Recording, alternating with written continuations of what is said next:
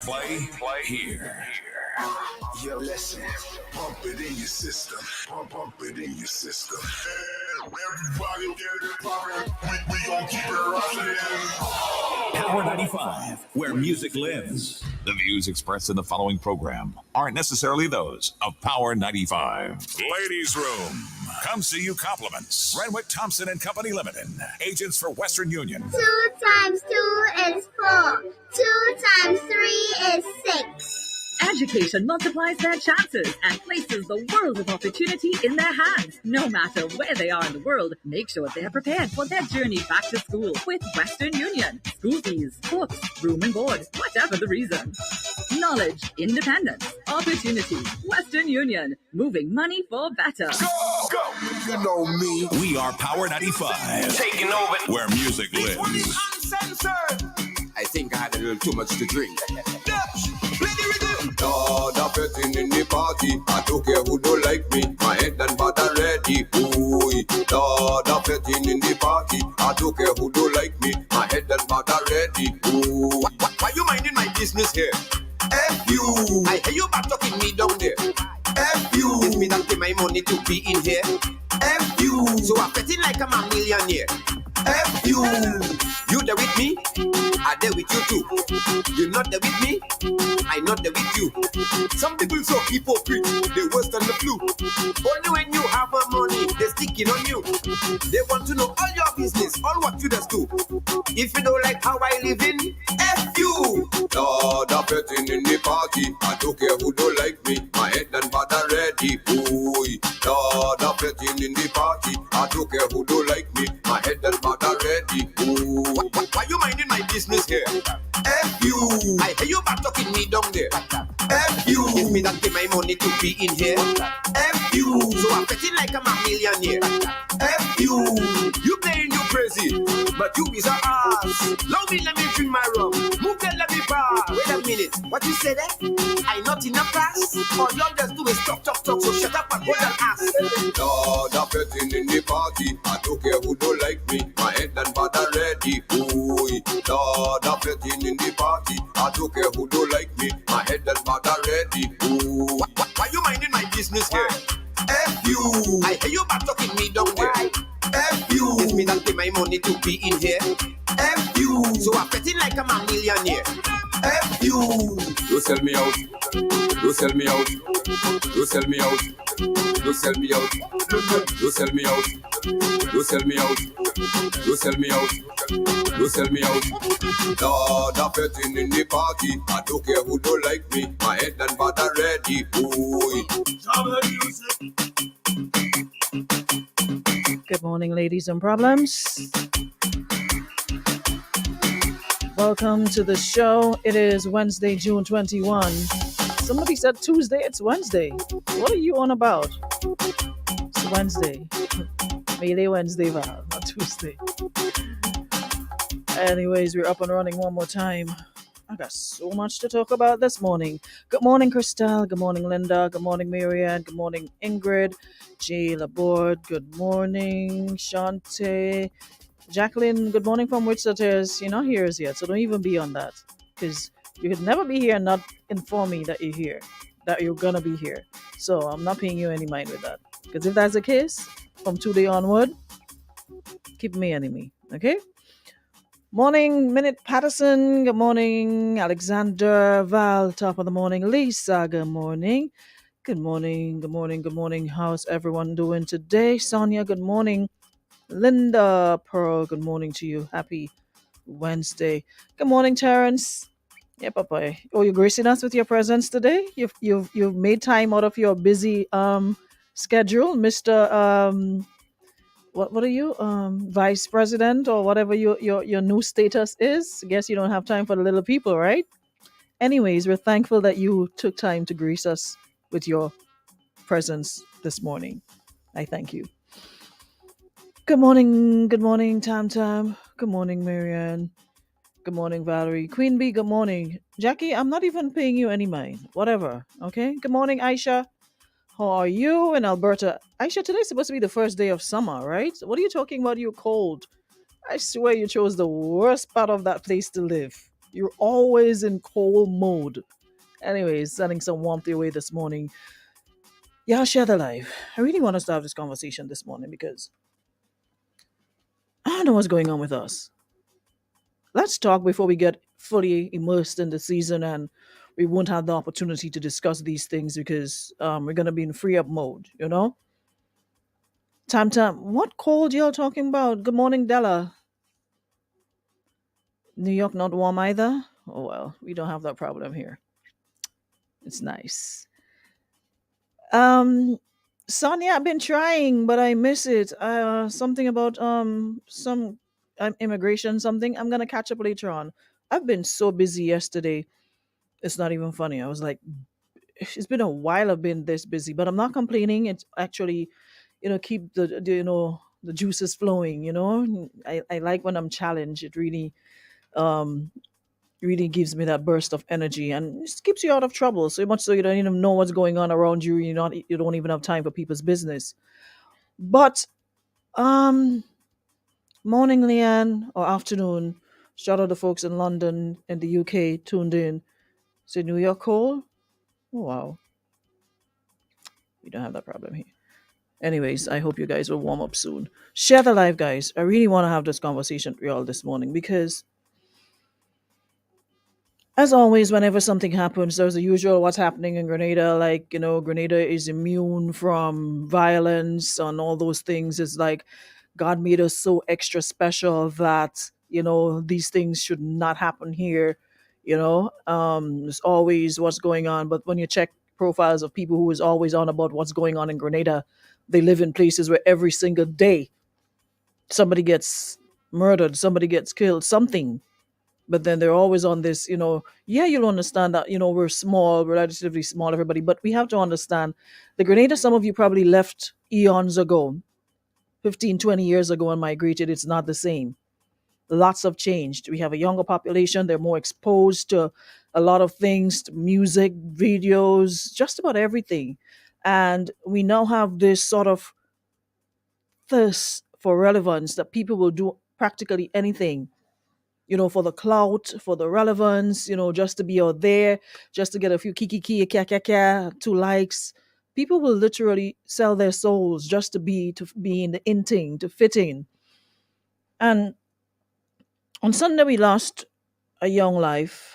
We're yet to know the cause of death, whether it was natural causes or foul play was involved. We are yet to know. The police, of course, will do the investigation and we'll have an autopsy, and I hope that will be revealed soon. So, we can have some answers because a lot of things are making the rounds. People are talking, people are saying what they don't know, speculations, assumptions. It's just, the atmosphere is just rife with it.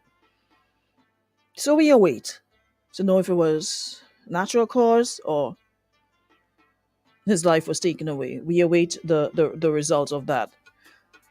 On top of that, yesterday, and I want to extend condolences to the family of the young man, Raquelson Toussaint, who lost his life through violence yesterday. And sometimes I wish that, we don't get so emotionally charged and involved in everything that's making the rounds. Sometimes it's okay to sit certain things out. Because I often wonder about us, and lately I've been doing a lot of that, like the way we think, the way we process, the way we project, the way we just are as human beings. And why is there comparisons in death? At the end of the day, death is death. And when it happens to those circumstances, it's never easy for anyone, for the family, for the friends. It's never easy. And I saw a couple people, making comparisons yesterday. And sometimes when you look at the profiles, it's not really young people. It's like old people, like elderly people, you know? And someone made a post saying, A young famous lost his life, a young unfamous lost his life. To Grenadians is just another murder. And I wouldn't say that. What I would say is that the young man on Sunday is somebody that was out there, that everybody, that he knew a lot of people. A lot of people knew him, a lot of people loved him.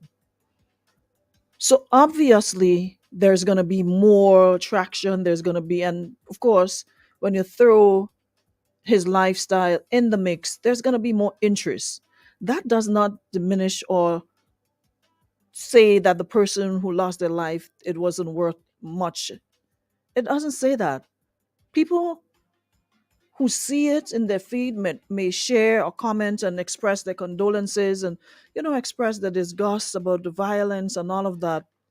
But they just happen to know the other one better. So there's no need for comparison. It's just sometimes it's like I don't know, man. It's like sometimes we just take things and we turn everything and make everything a problem and turn it into an issue that is not supposed to be.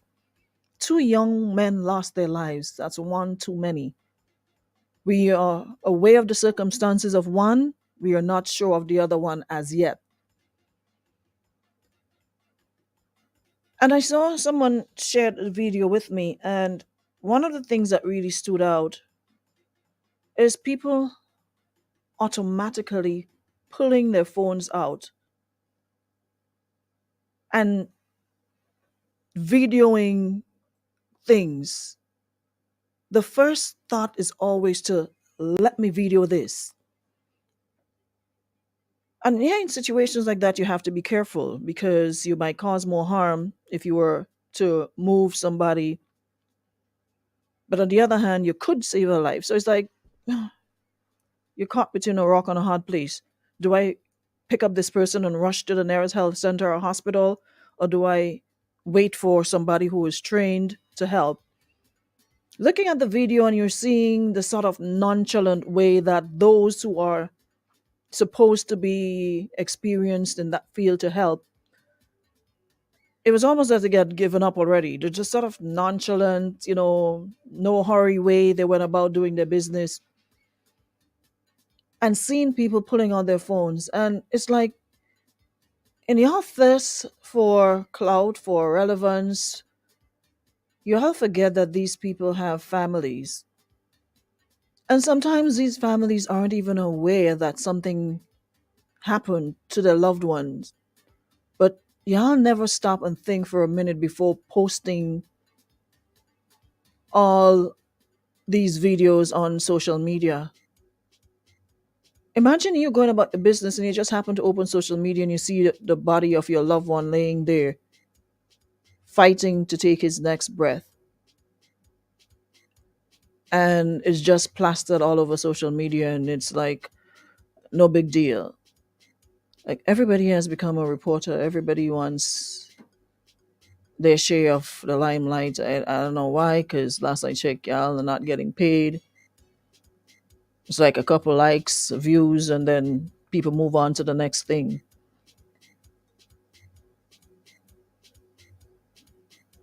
So regardless of the circumstances, all life is precious. There's no one that's worth more than the other. So for those of you trying to make the comparisons, there's none. The only difference, people may know one more than they know the other.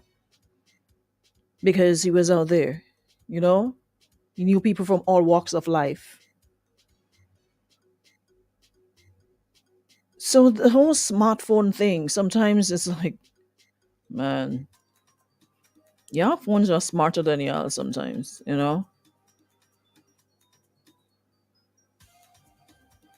There's no price giving for who shares or who posts it first. Just sometimes a little consideration.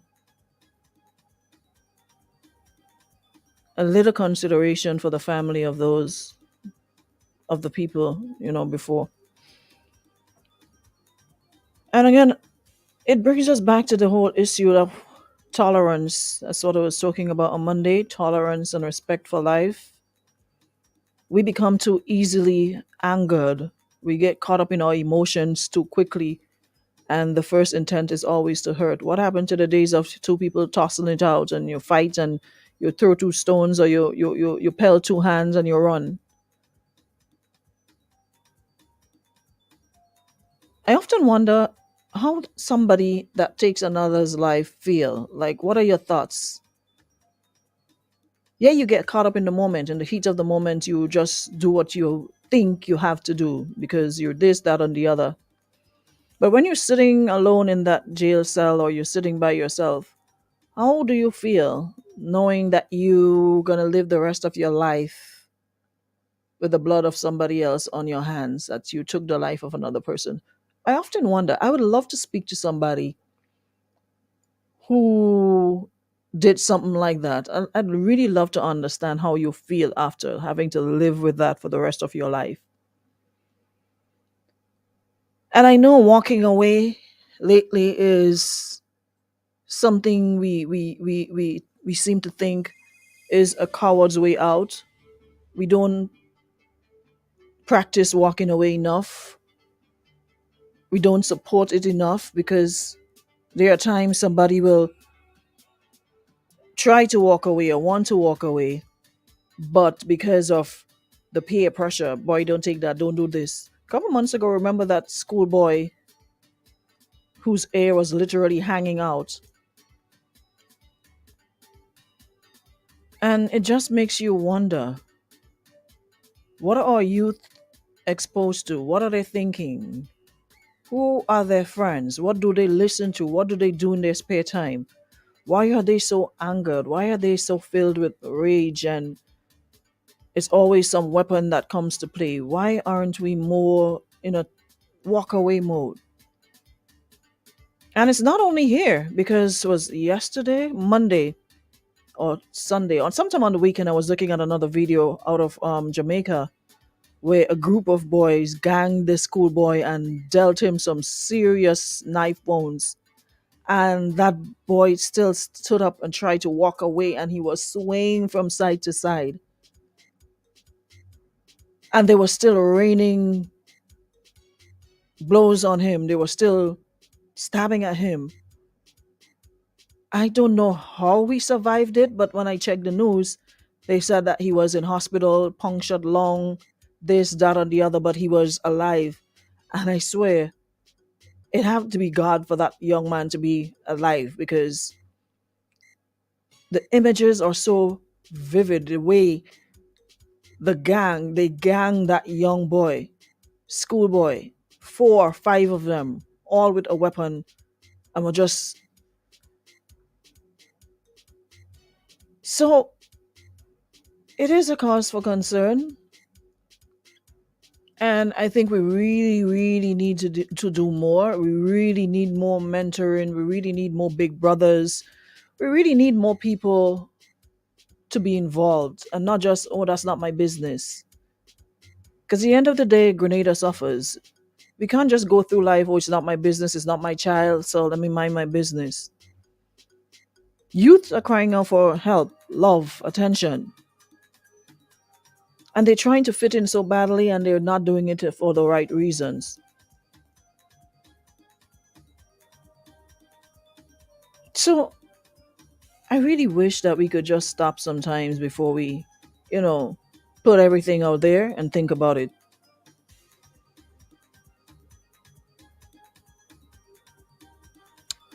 Let's see, Brent, what you said. Let me go back up. Jealousy, even in that. Oh, how deeply down we are. Seen a lot of those posts with compassions, folks projecting we are in a sad place. We are. We are in a sad place. And some might think, oh, it's not that bad. It is that bad. Maybe you're not privy to it. Maybe you don't see it. Maybe you're not active on the social media and you're not following what's happening. But the daily hate you see spewed, the daily, and it's sometimes I listen to different programs, and whether it's to do with politics and what have you, and it's like, what's going on with us really? What is in our hearts? Why are we so angry? Why are we so hell bent on hurting other people? Why can't we just let things be, you know? Because there's a certain person who was having a conversation live show some time ago, and my name happened to come up based on the interview that I did with the prime minister. And I really have a lot of I don't get it moments. It's like on one hand we're preaching love, but on the other hand we're having these shows and programs that promotes division, that promotes hate for a color or for people who support or people who don't speak the language you speak or don't ask the questions that you call hard questions. So it's just like a conflict. It's because you're gonna hear this, so all we need is unity and peace. But in the same vein, we're promoting division. We're not promoting the unity, but we're playing unity and peace. I'm seriously confused, you know? And you can't blame people for wanting to just be in a shell and not be open and exposed to a lot of people or a lot of things anymore, because the toxicity is just so rampant and so heavy that if you don't take care of yourself and know when to pull back, you can get sucked in. And before you know it, you're going to do the back and forth and, the cursing and all of that. And honestly, I really just don't have the time and energy for it anymore. Some things you're just like, oh, well, whatever, because it's draining. It's draining to get up every day and just be toxic and just be so negative. And then we wonder where our youth are getting the energy from when they have us as the perfect example. Look at our behaviors daily on social media.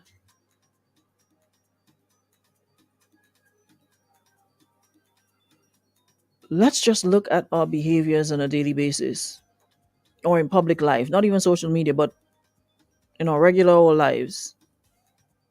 Where do they go? Who do they turn to? Who's there to tell them, hey, no, that does not make sense, Think long and hard before you act. Yes, you get angry, but learn to control your anger before your anger controls you. Learn to walk away. Learn to count to 10 to 100. Take a deep breath. Not and if walking might be too slow, run.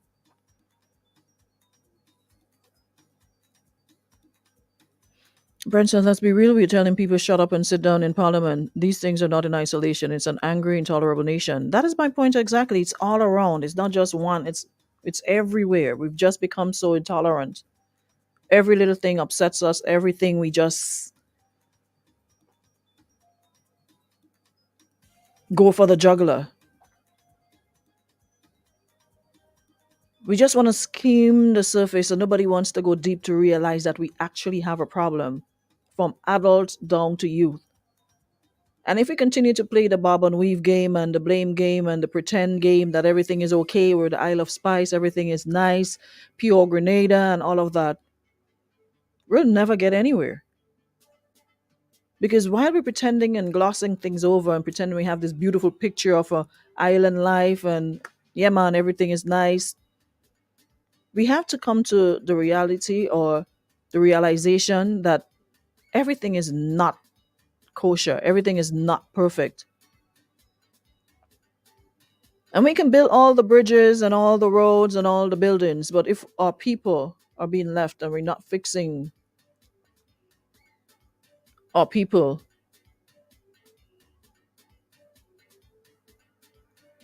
it's all for nothing. We're just gonna walk with have zombies, people brain dead, people with no soul, no heart walking around, and it makes no sense. There's a lot of passive aggressive behavior.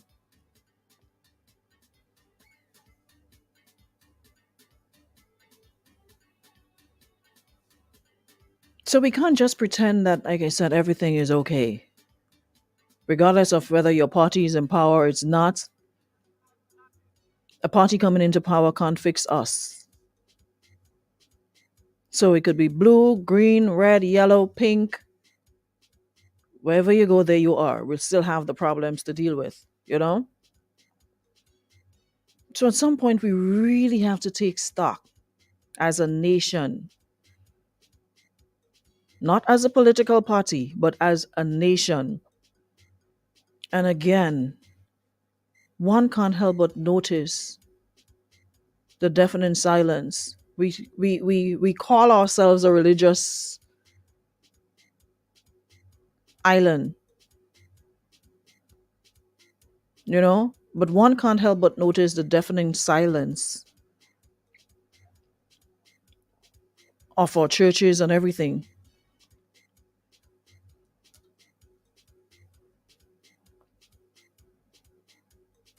You're not hearing anything. I'm not sure if they realize when they look around and they check their congregation that it's more elderly people you see in those pews and not young people. So sitting and waiting for them to come to the doors, you might have a very long wait. There's just so much distraction out here and things that's more exciting out here. They're not interested. So if you continue to just have your regular sermons, your Saturday, Sunday worship, and you just who come, and you're not getting involved within the communities and the villages and the parishes and doing more sessions, inviting our young men. Because if we continue like this, our young men will be left behind and women will be progressing in practically every walk of life. And our men will get left if we don't make a concerted effort to save them. And we have to start somewhere. Not wait until they're 21. And that brings to mind, someone sent me this message this morning, and I don't even know where to start to talk about it, because he said to me, someone sent me this message, and I have to, we call ourselves spiritual, you know? Too much religion around and love is absent. Burns, you're nailing it on every corner. Someone sent me a message this morning, and he said, Morning, Aruna, you talked about bullying in schools when the guy got into the altercation with the other one, and just received some sad news from a friend of mine that his 8-year-old nephew is contemplating committing suicide. 8 years. And how they knew is because he wrote it in his notebook. He's being bullied, and to him it's like nothing is being done. And the family just found out about it. Apparently, the teacher was going through his notebook, saw the message, and called the parents. 8 years old. At 8 years, what was I doing? What myself and my brothers were doing? We were busy busting bamboos. We were busy going in the river. We had a goat and rabbits. We were busy going and catch crayfish to cook and jug down breadfruit and roast breadfruit. At 8 years old, that was the furthest thing from our minds. Pitching marbles, making roller, putting mud and water inside of old tires and 2-stick and rolling it full speed down the road. At 8 years old, that is what our focus on. We didn't know anything about being bullied. Somebody fight you fight them back, and next day we hug up like nothing. So thank God for that teacher. I know sometimes we give them a hard time, but they actually do a lot of saving of our children. So whoever that teacher is, thank you so much for not dismissing it, but realizing that, hey, this has the potential to go left.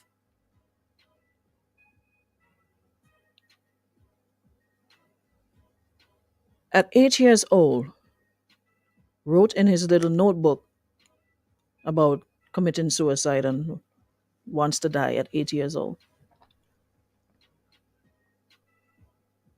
At 8 years old, you ought not to have a problem or a worry in the world. You should be loving your childhood, playing and going to school, making friends, playing your little video games and your little TikTok videos. Imagine a child at 8 years old thinking about ending his life. And yet still we're here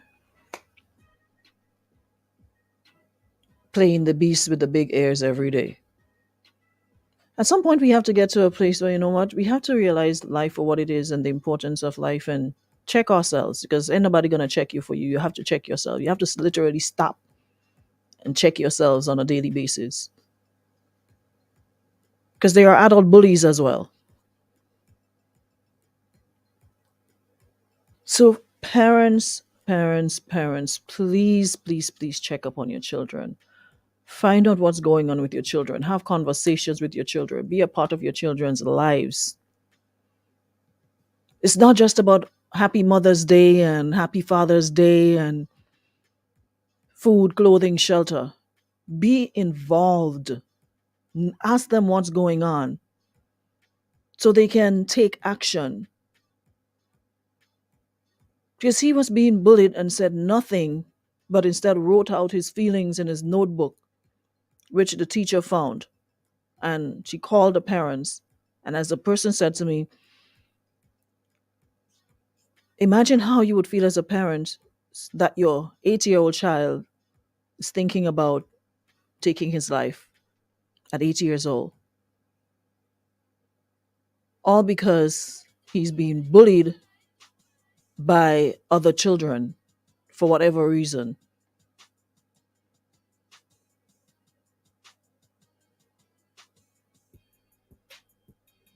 Because if that teacher didn't see today or tomorrow, the parents of the child could have found him.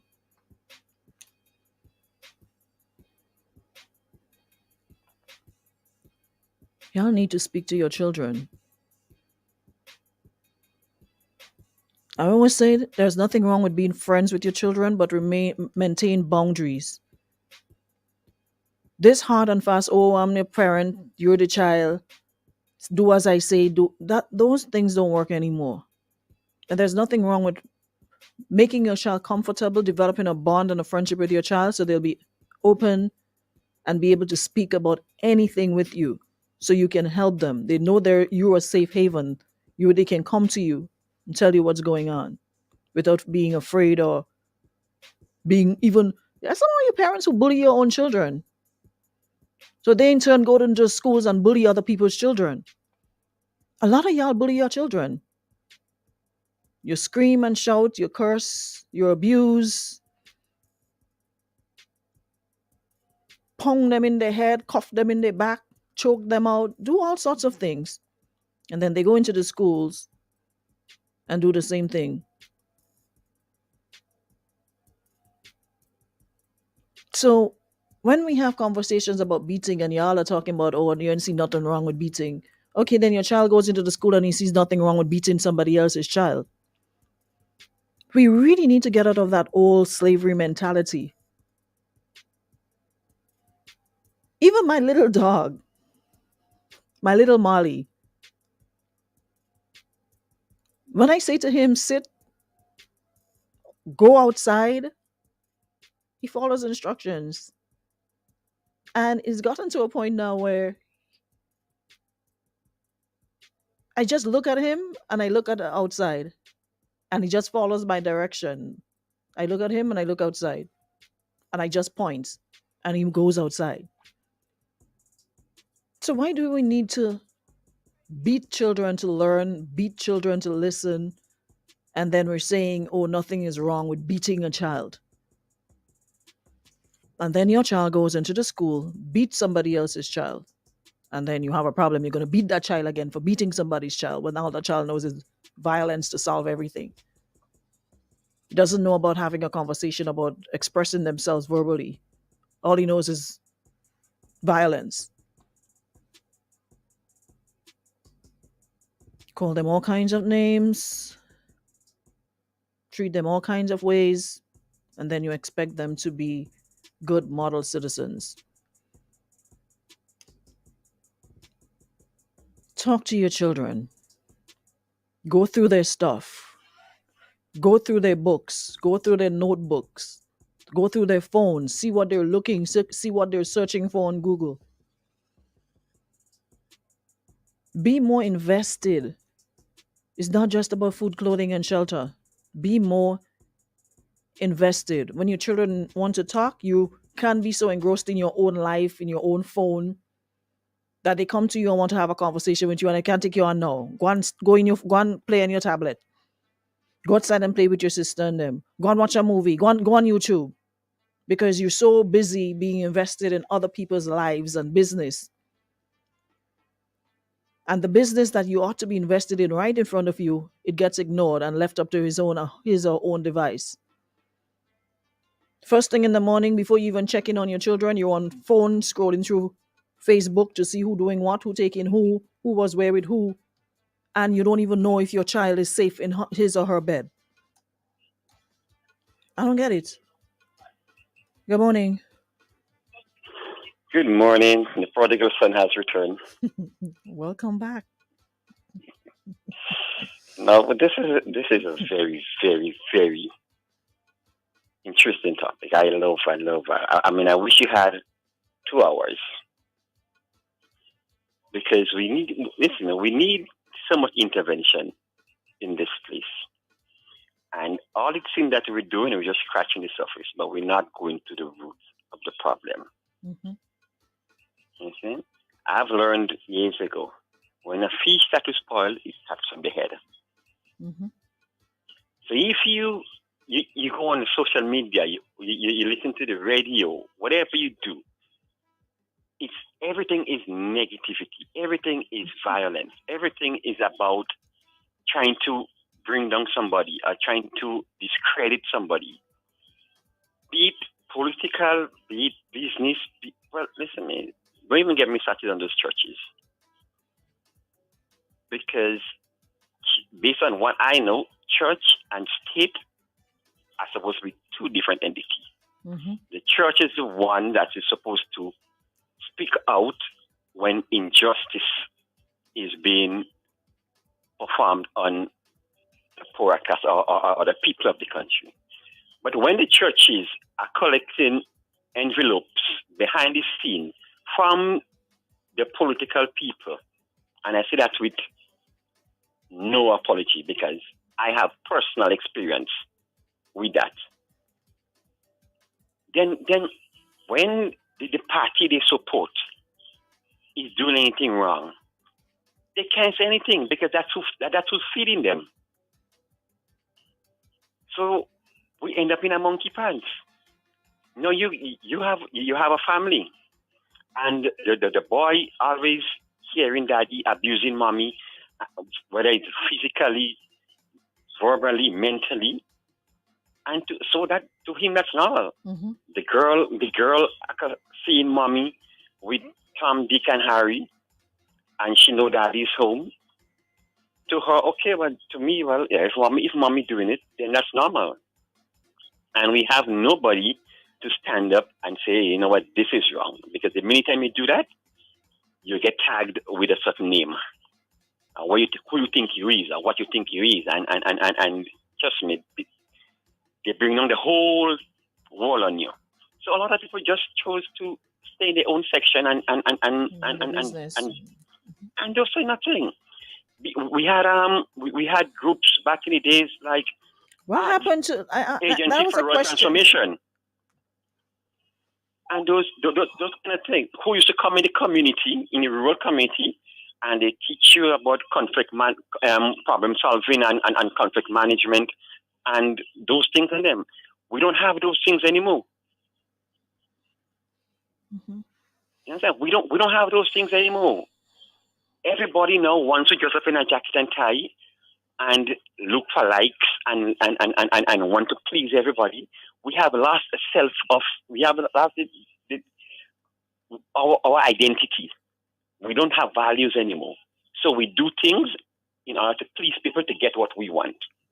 Nobody wants to struggle and work 8 to 4 anymore, 9 to 5 anymore. Everyone wants to go and bring news for somebody to get something easy. Everybody has a friend in society that they could go to and get. So then it's gonna get corrupt, and I don't see it getting any better. Young people nowadays doesn't know how to resolve anything besides a gun or a cutlass or something. You understand? And Gotcha. it's sad. It's sad. I see it happening every day. People would call you and say, "Oh, this person, I want you to do this for me because they're my friend." And I'm like, "Hello, no, there's a process. Oh, why you playing? Who you think you is?" I'm like, "Okay, then." And it's us, the You understand? adults. And then you say no, and then you It's a get a phone problem. call from higher up the food chain saying, "Oh, could Okay, you so please and so. assist XYZ?" I was like, "But no, we have 20 persons in front of this person. Oh, do me a favor." So it's a rotten system is. Got you. Anyways, So anyways, thanks, but bro. I wish we get it on. But trust me, if I'm not a Christian, but I believe in the Bible, and it's just going to get worse. Everybody Christian has nation. we have to protect our own. Got you. Have a blessed day. Have a good one. Thanks so much. Yeah, we're a Christian nation. Do we still have Girl Guides and Scouts and Cadets and Rangers and those things? Do we still?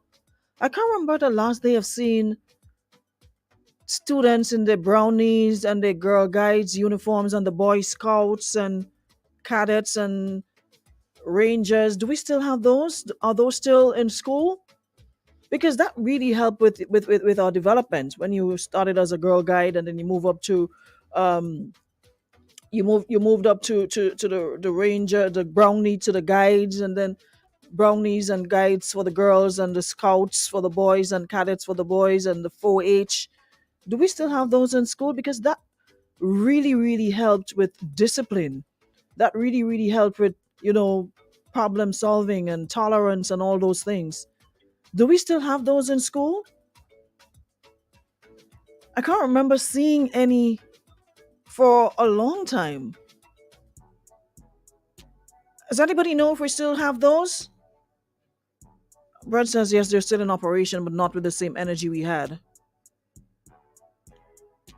I remember doing community service, going around the community with the elderly, helping the elderly, combing their hair, you know,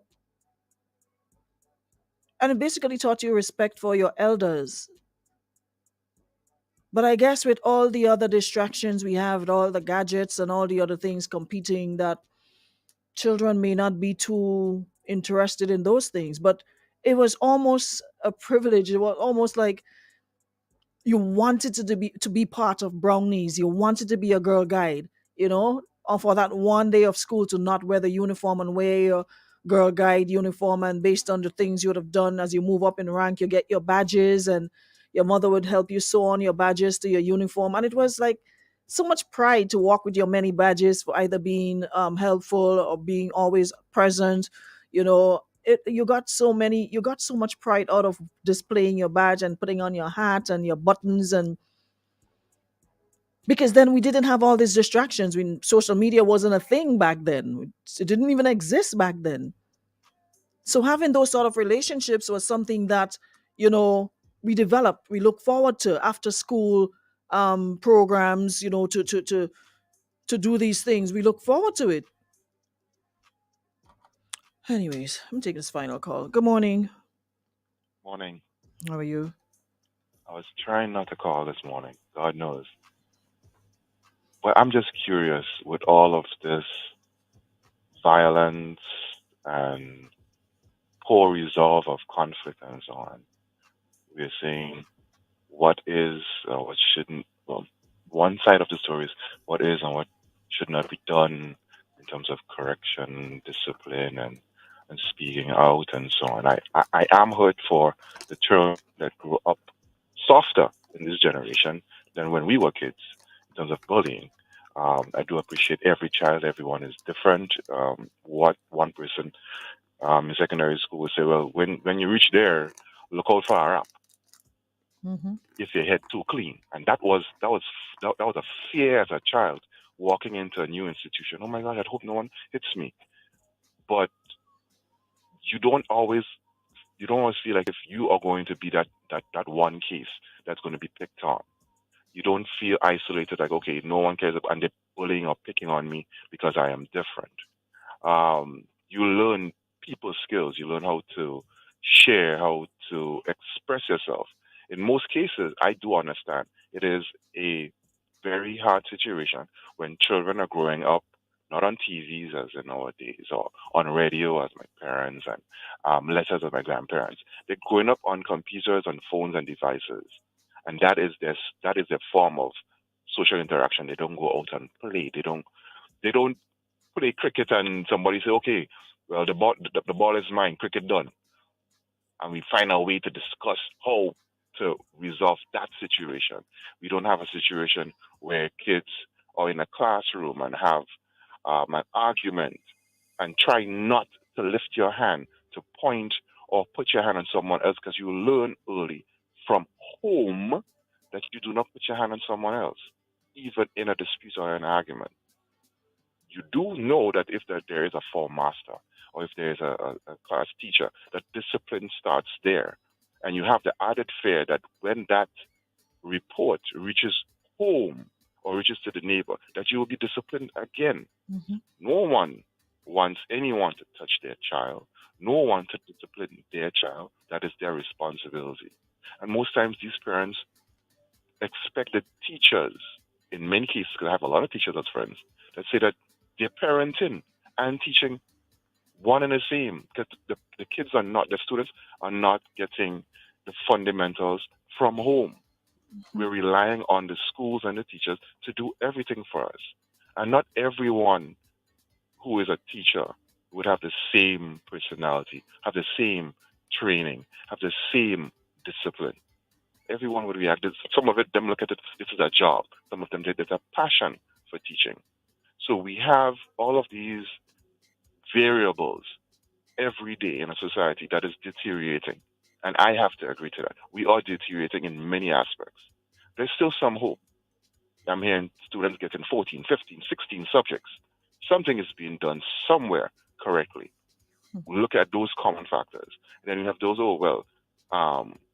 traditional education isn't for everyone. Some people need vocational studies added. And say, yes, fair.